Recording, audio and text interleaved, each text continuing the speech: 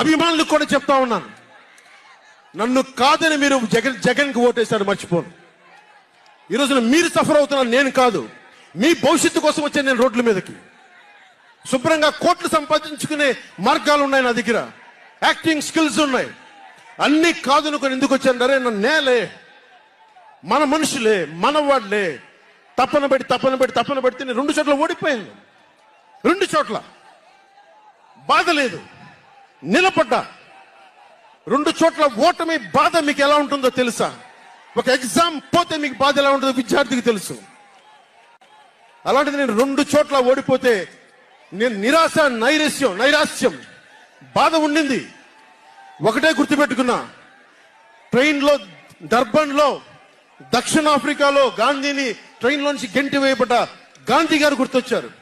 ఏ ఆటుపోట్లు తీసుకోకుండా మన పార్టీని